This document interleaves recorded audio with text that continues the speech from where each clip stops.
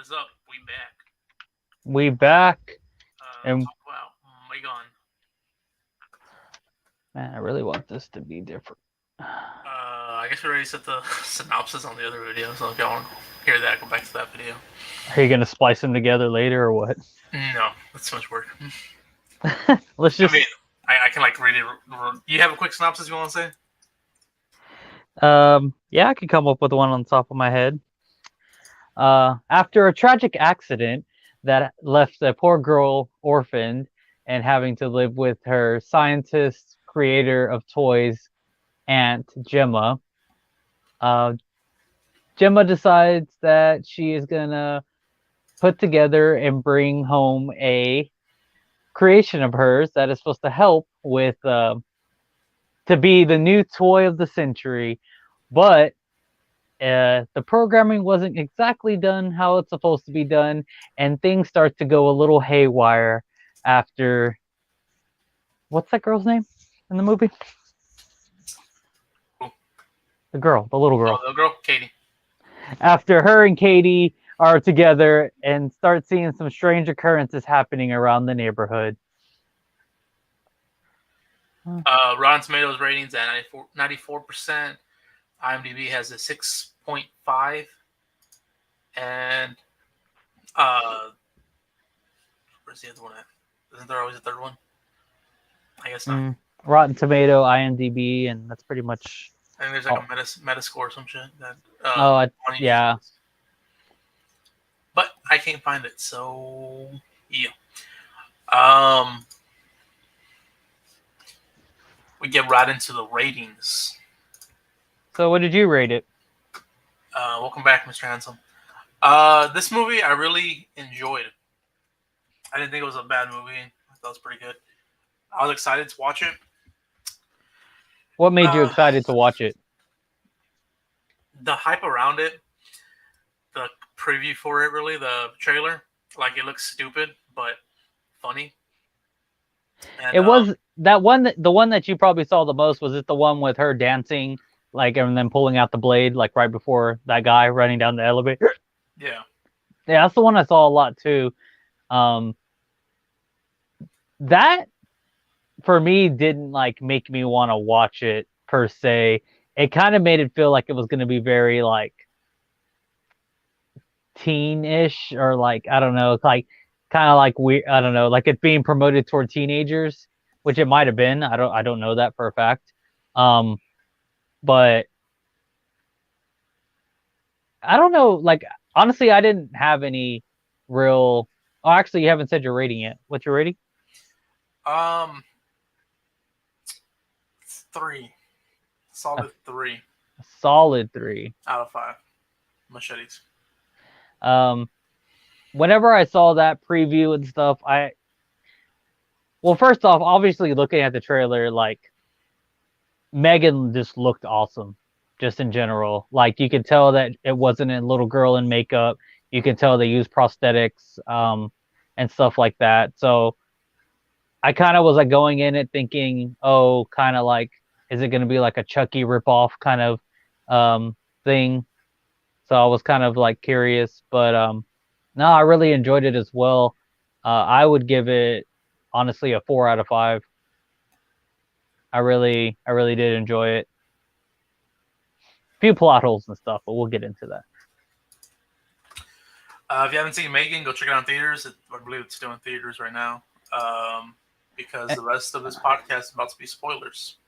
Also, they just recently released that you can rent it on, I think, pretty much all services that you can rent movies and things off of, or buy it. I think they're still trying to make money off this, so they want you to like pay the $20 to buy it digitally. But you can watch it at your home. You don't have to go to the theaters. Definitely recommend it. But again, spoilers about to happen, so let's get into this. So I guess for me, I would ask you,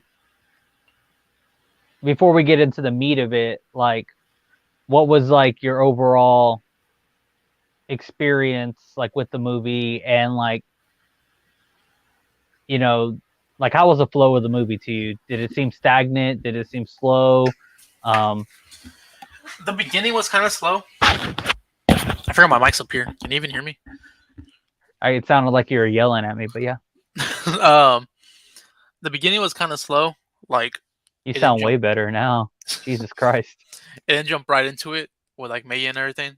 But once you get past all that and get to Megan, the real meat and potatoes, everything, it started rolling. But the beginning was pretty slow.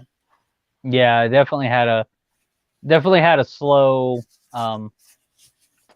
what's it called when they do that movies? Slow burn. Character they had a slow character build because obviously they were trying to build who Gemma was, who Katie was, and who Megan was going to be. They were really trying to instill like these characters into you before they started getting into like as Franco put it, the meat and potatoes. Which I think they did a pretty good job of doing that and not making it like boring, really, because like it's really in this movie I think they do a really good job of like tugging on your heartstrings because like this girl just lost her parents. Obviously, she's going through some real like issues and things, and obviously this lady has no idea how to deal with a child. She's always been into her work. She's always been um, that was her whole life, her job. So just having to introduce a whole child into her life and having to work around it was really hard for her. Um, so it was kind of funny, there was a scene in the movie that I thought was really hilarious, but it was like after Katie walks into the room after she needs to go uh, after Gemma was told by her boss that we need to get this deadline. We need the new updated what were they called again? I want to call them fur babies, but I don't think that's what they were called. I can't remember, but they were like that. They were like, no, I can't remember the name. But they were like the hottest toy. Basically, it was a Furby that could talk back and kind of like interact with you a bit. Um, and Megan was this uh, pet pet project. How would you call it? Yeah, it was her own project that she wanted to make. Yeah, it was her side project she was trying to introduce to the toy company, which was an animatronic robotic. What did she say? Megan stand for mega something. I don't know, but basically a robot that had basically artificial intelligence that would be able to respond and interact like any other child, and it would be like basically the toy to end all toys. Like once you get one, like that's the toy you're gonna stay with for the rest of your life, basically. Not for the rest of your life, but like no kid would ever want to go buy another toy again. It was short for Model 3 Generative Android. Okay, Model 3 generative Android. And you know, she had already basically put this idea behind her and she was like, all right, I'm not gonna work on this project. I'm just gonna do the new updated fur baby like my boss wants.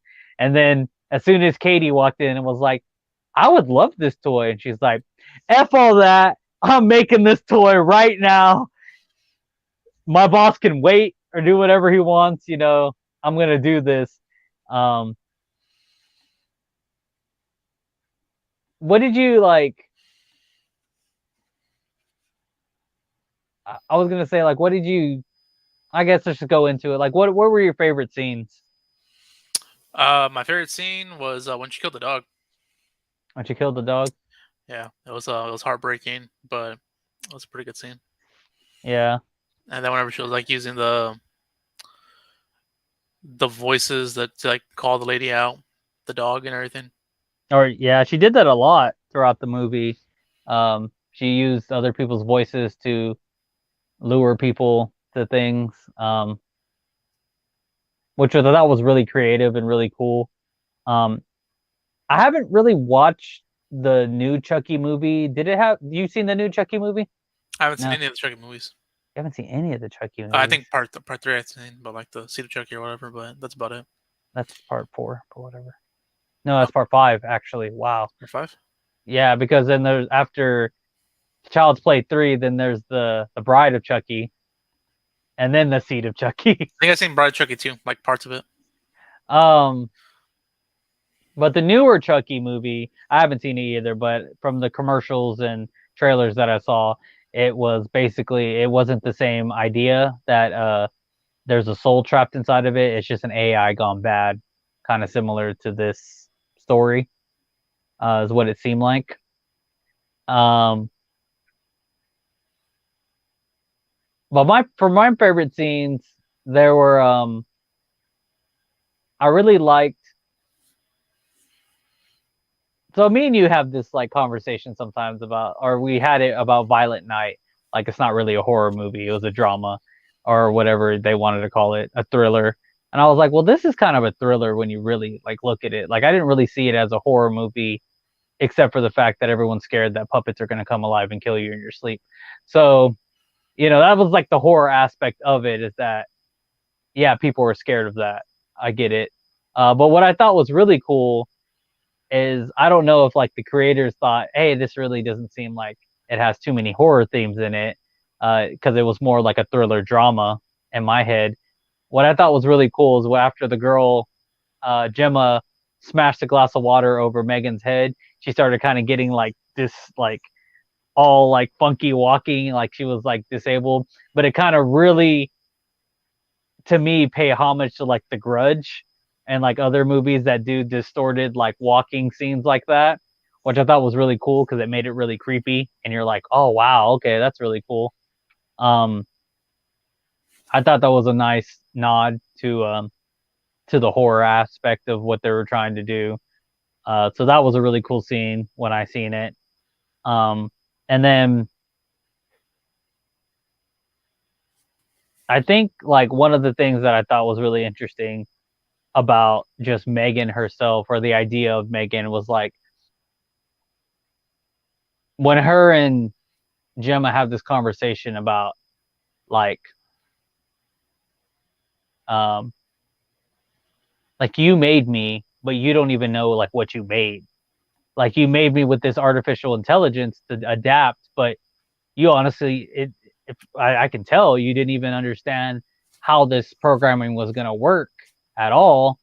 And like basically you kind of start feeling for Megan in a sense, because like it's almost like Gemma gave her like a soul in a sense, like the ability to think for herself, the ability to almost be human in a sense, and have no idea of what her purpose is besides protecting Katie.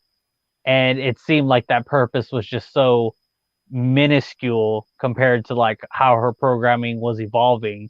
And it was just like, it's like imagine being like the smartest person in the world, but you're learning empathy. So Megan didn't have any empathy because it's a robot, it's a program. All it knows is logic. And it started kind of getting those questions like, who am I? What was I created for? It kind of gave me like vibes of like a new age, like Frankenstein's monster kind of feel to it, that like, Frankenstein didn't know who he was and stuff like that, but everyone like hated him. And, you know, that's kind of what Megan was like kind of going into this like kind of going crazy because she didn't know her purpose in life. She started like questioning her purpose. And you see it whenever she kills the old lady, eventually, that she even says like, who or what are you? And she's like, honestly, I don't know. Like, it's like, oh shit, she's starting to get more awareness, more and more awareness. Um, How do you feel about AI? I think it is not good. But I mean, I only think it's not good because I feel like I've been programmed to think it's not good. Like you watch Terminator and you're like, no, we shouldn't have robots that can think. You watch Megan, you're like, no, you shouldn't have robots that can think. You watch any movie that has AI and they always end up to the same conclusion. I Robot. All, huh? I Robot. Yeah. Well, I haven't seen iRobot. I don't remember the conclusion of that movie. Um, I think all the conclusions of every movie, they always die at the end. well, they want Always. We They always want to win. kill all humanity for Yeah. usually is what the idea is. Um, I forgot to read Juan's input. Juan's not here today. He had to work late, but he said, Megan to me feels like it could have been so much better. I enjoyed the concept, but the delivery wasn't executed correctly. Some plot holes for sure. Out of five, I think I'm gonna have to rate this film a 1.5. And his favorite kill was David's kill in the elevator, which was a pretty good kill. Again, two favorite kills. My favorite kill was probably the little kid. I don't know the little kid's name. The boy, just like mm. gets him into the hit by the car. He was a little shit, so he deserved it. Yeah, that kind of confused me too about her programming. Like, I get killing the little kid because she was protecting Katie, but like, why did she kill David and the other kid? She already even had the whole plot and everything. It almost seemed like she did it because she wanted to, like she enjoyed the killing. Um, it just seemed weird to me that she killed them. I'll be honest. Like, besides the fact that it's a horror movie and we probably just needed more kills by that time, um, it just seemed really odd that she would have killed them. Like, it's a giant hallway. She could have easily avoided David if she wanted to. Instead, she confronted David. There was no reason to do that. Um, I thought that was not weird, but kind of like one of those plot holes in a sense that maybe she was more sentient than we wanted to give her credit for. I mean, he wanted to put her out, the whole out to the world and everything. So maybe that's the reason why. But why wouldn't she want to be out to the world? I mean, she'd want to. Because She would. her purpose is to protect Katie. Yeah, but it wouldn't be her. It'd be there'd be copies of her. Which in my head, I'd be like, man, if you wanted to take over the world and you were the first AI and you had all the brains already, you would just download all your programming to all the other robots and you could easily take over the world. But at that time, I think she was still fixated on Katie. I mean, maybe I don't know. I don't know why she killed him. I still don't know why. I think about it a lot. Not a lot, but I've thought about it since the movie ended. I'm like, why did she kill him? I don't get it. She even like she even killed him with already a backstory to not even pin it on her, but to pin it on someone else. Like it was almost like premeditated murder. It seemed like it was weird. I don't know, in my opinion, but What was good kills. your favorite kill scene? My favorite kill scene.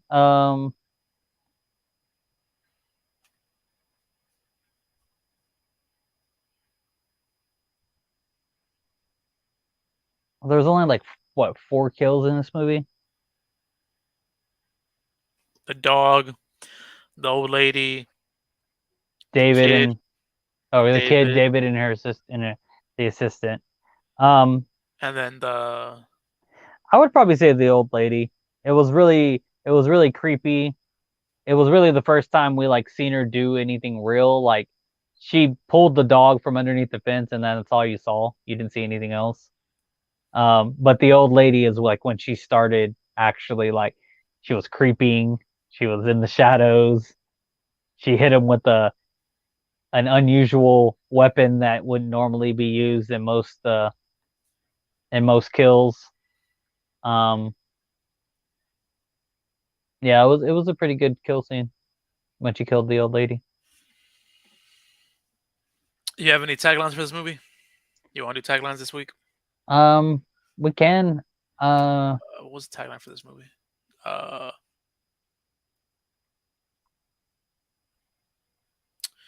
Tagline for this movie was "Friendship has evolved." Friendship has evolved. All right. Are we doing the 15 seconds or what? Oh, you can just say whatever. I think that's what Okay. we did last week. So Megan, I'll be your friend to the end. Heidi ho. Um, Megan, seriously, flush the toilet. Um, Megan, fuck them dogs. Megan, the world is mine. Megan, what am I? Megan, uh, Megan, is there gonna be a boy version of me? Megan. How come no one made a meme about Drake and Josh using Megan? Megan. Megan, I learned a TikTok dance to only use it one time in this movie. That's all I got. Um, I did recently. Actually, I might start subscribing to Fangora because apparently they do magazines, and I thought they right now Megan's on the cover of that magazine. Um, but I was like looking through it, and I saw that it's been confirmed there's going to be a sequel, Hmm. Megan 2.0.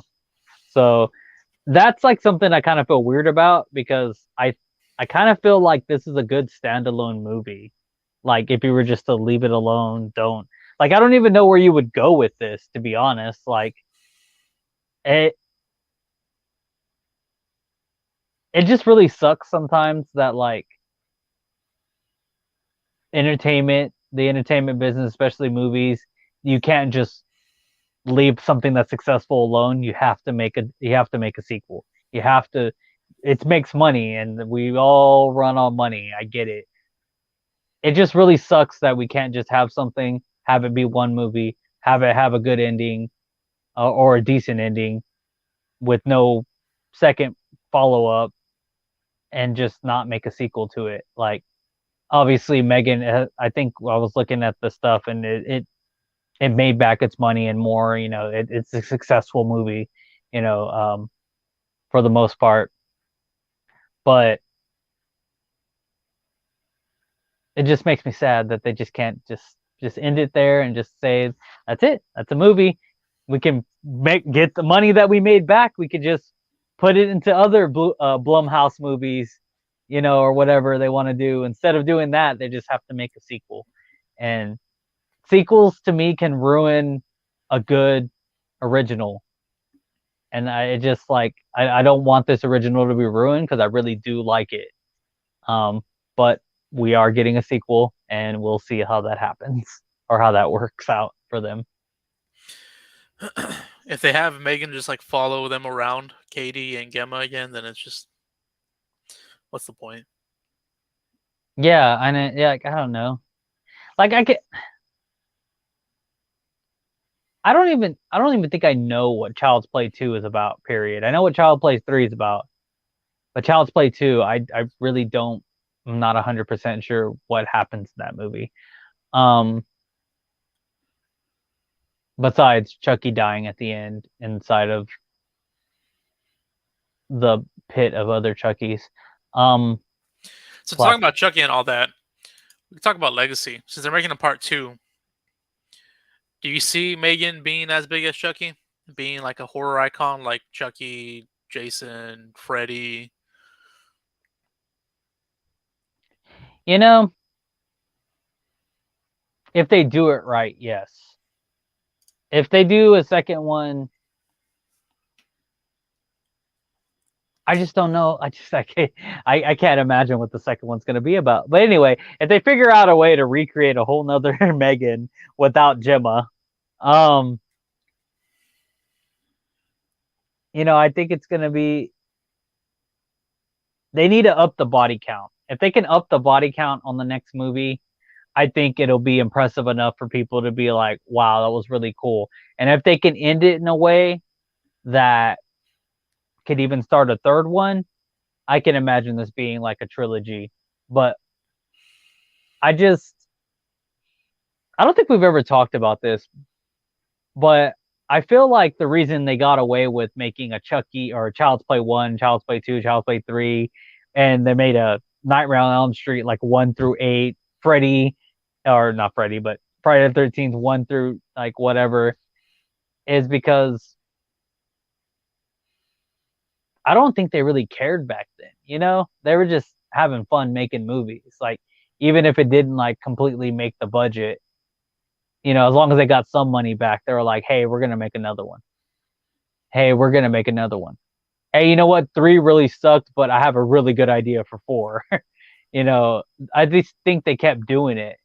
Um, I honestly don't know if that's true or not, but in my head, it's like things were different back then. Things legacies held more back then. Now it's like we have such a short attention span of like what we like and what we do. Like it's like something comes and we're already on to the next thing. We're already moving on to the next. I don't know, man. They made like 10 Saw movies. They're still making them. One comes out this year. Um, Yeah, I've never even heard anyone talk Paranormal, about the Saw movies still after three, and they're still coming out with them. yeah, Obviously, it has a cult following. Paranormal Activity, the Fast and Furious franchise, Yeah, but that's different, man. Fast. I'm talking about horror in general. Like, obviously, you can have The action, Conjuring. action movies and stuff like that. Yeah, but the three really sucked. Like, Okay, you can't tell me Nightmare on Elm Street 3 was any good. 3 and 4 was pretty good. Two sucked balls. Like, it was like the worst movie Yeah, I I've mean, ever you're seen gonna in my have life. some shitty movies whenever you have like fucking 10 movies in your franchise. Well, yeah, I'm not saying you're not gonna have shitty movies, but in this day and age, one shitty movie kills a franchise. It does, but it still has its following and everything. Again, Saw has its cult following. Which Uh, which starting from number one, where does it get shitty? And then how many? you can't ask me because I love all the Saw movies. That's like my shit. See, but then Saul doesn't have bad movies then. To me, yeah, but I know to other people, I hear people saying that it's shitty. I'm like, I don't know. I like it. I like the whole concept of Saw. Okay, the concept of Saul is good. I haven't seen the Saul movies, so I can't. It's hard to relate because I haven't Like seen them. But part one, two, and three were connected. All of them were connected if you think about it to part seven at the end. But maybe part four. Um, James Wan left after part one, I think. And I think Lee Winnell left after part three. But maybe part four. okay, and then how many are they? Up to seven, right? Seven was the final chapter, and then they made Spiral, which was like a spin-off. See, but About that's two that's years what's ago. hard too, and that's what I'm talking about when I talk about like I wish people would just leave one-off movies alone It wasn't even a because spin-off. It was more of a soft reboot, but just in the Saw universe. yeah, and again they do have a cool concept. If this doll can just upload its brain basically to the internet, it could just go anywhere it wants and do anything it wants at any time. I mean, at some point, she pretty much knew how to hack into everything. Like nobody can just walk up to a car, turn it on, open the doors, and make it drive and do whatever just by having a phone in their hand. I'm not saying nobody, but you have to be really good at what you do. She was able to control everything electronic around her as long as it was connected to the internet. So she has like massive power on her side. So it'd be cool to see how she'd evolve from there because it'd kind of be at this point, it would be honestly another Chucky, because at this point it has a soul. Megan has a soul. Megan can think for herself. Megan is, you can even tell, like, even though she was a robot, she was having genuine human reactions to things. Like she was getting annoyed with Katie not flushing the toilet. Seriously, Katie, flush the toilet.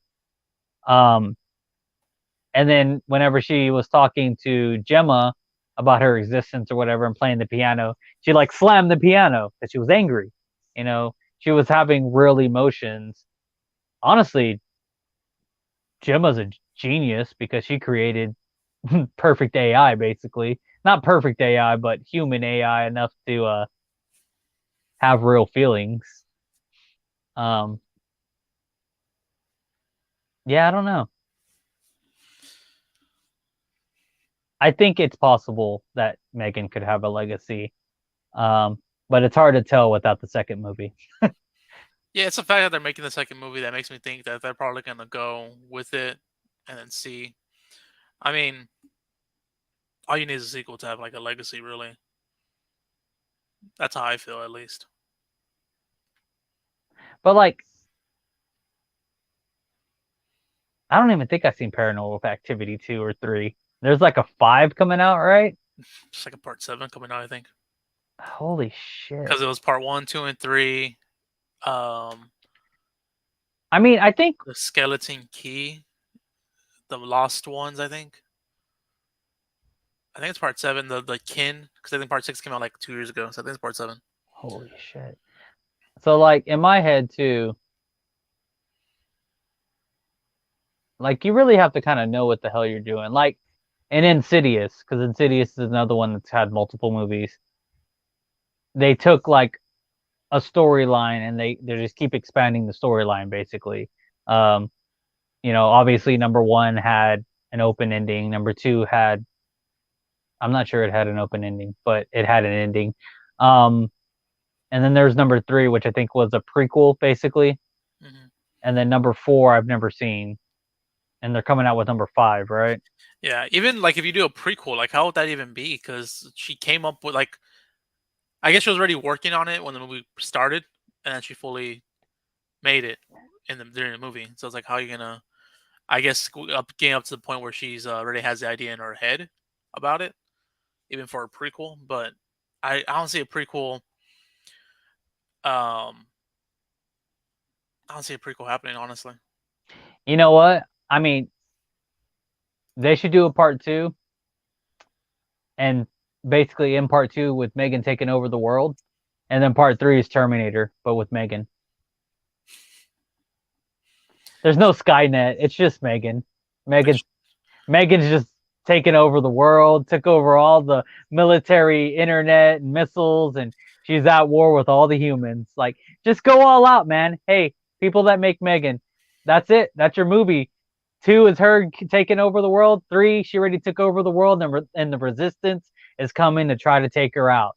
Just do the Terminator movie. It's fine. they It's should just do okay. like We won't hate you. every sequel is a copy of a different movie. Like part 2 is a copy of Child's Play to the T. Part 3 is a copy of Terminator to the T. Part 4 is a copy of iRobot to the T. And just keep doing that. Yeah. At the end of like number three, where they think they get rid of him, just have like the little light blink at like at the end of this movie, and then it's just like, oh, she's still not dead. Yeah. Uh, But anything else you want to talk about before we get off here? Because I gotta start getting ready for work. I gotcha. No, not really. I mean, there was one scene, but I mean, it's really nothing. There was the scene where she put the rubber mask whenever it came in the mail onto the robot's face, right before the guy walks in. It was kind of weird because I felt like something was about to happen because they tried to take off the mask, but they couldn't. And they were like, I was like, is the robot itself like clinging on to the mask so like you couldn't take it off? Like I thought something diabolical was gonna happen, and then nothing diabolical happened. Besides her head blowing up. Um, but then I thought about it more like just right now, and I was like, well, maybe it melted because it was overheating, and maybe it was the first sign that the head was about to blow up. But you wouldn't know that unless you went back and watched it again, knowing that it overheated and blew up. So I don't know. Maybe that was the reason the mask melted to the face or wouldn't come off the face. But I just was gonna ask you what your opinion was on that part, or what feelings you got when you saw that part. Because I I forgot. got, I forgot about that scene that you brought up right now. But I know whenever it felt like something was gonna happen, and then once it blew up, it's like, oh, that was nothing. Cool. yeah, Like I thought that's whenever she was gonna start moving and everything, but I felt let down. But then it's like they pulled me in just to have me let down. yeah, they did pull me in too. But no, that was it. All right, next week we return back to Wednesday nights at 6 p.m. Next week, February 1st, we review Terror Train. I think it's 1980 or 1981. I'm pretty sure it's 1980. It stars Jamie Lee Curtis. We'll go into that. I believe it's streaming on. Where was it streaming at? Tubi. You remember where it was streaming at? To be. Let me check real quick.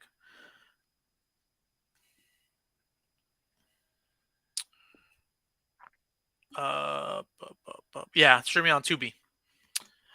So yeah, and then follow us on all our social media pages. Stay up to date with everything.